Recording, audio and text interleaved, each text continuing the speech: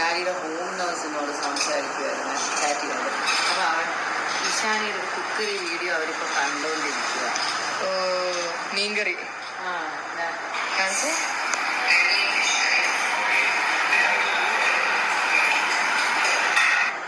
How cute. അമ്മുമ്മയും അവനും അടുത്ത സെർവൻറ്റും കൂടി കണ്ടുകൊണ്ടിരിക്കുക. ആദ്യത്തല്ലേ? എനിക്ക് എൻ്റെ ആദ്യത്തെ.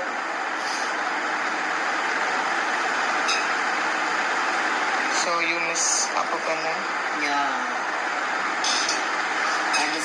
ഈ സ്ഥലം കാണുമ്പോഴൊക്കെ നിങ്ങൾ അപ്പൂപ്പൻ ഡാൻസ് പ്രാക്ടീസ് ചെയ്തില്ലേ?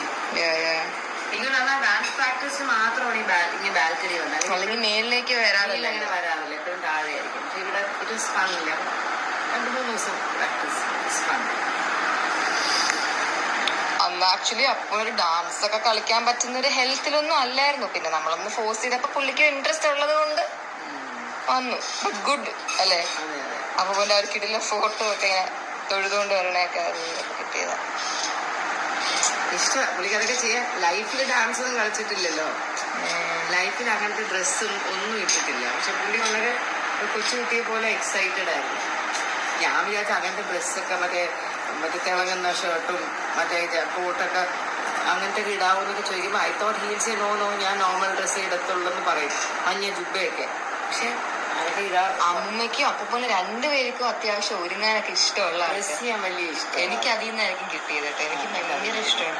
അപ്പൂപ്പനും അങ്ങനെ.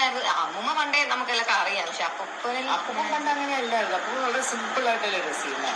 ഈ ഷർട്ടും പാൻറ്റും അല്ലെങ്കിൽ ടീഷർട്ടും അത്രേ ഉള്ളൂ. അല്ലാതെ വേറെ ടൈപ്പൊന്നും അങ്ങനെ ഇടത്തേ ഇല്ലായിരുന്നു. ഇതിപ്പോ അന്ന് ഞാനിങ്ങനെ ഈ കളറാണ് ഇങ്ങനത്തെ ഭയങ്കര ഹാപ്പിയാവും. ഞാൻ ഈ ഇത്തവണ ആലോചിക്കുമായിരുന്നു ഇനി എന്തെങ്കിലും ഇവിടുത്തെ അടുത്ത പ്രോഗ്രാമിൽ അപ്പൂപ്പൻ എങ്ങനത്തെ ഡ്രസ്സ് എടുക്കണം എന്നൊക്കെ ഞാൻ കുറച്ച് ദിവസം മുമ്പ് ആലോചിക്കുക.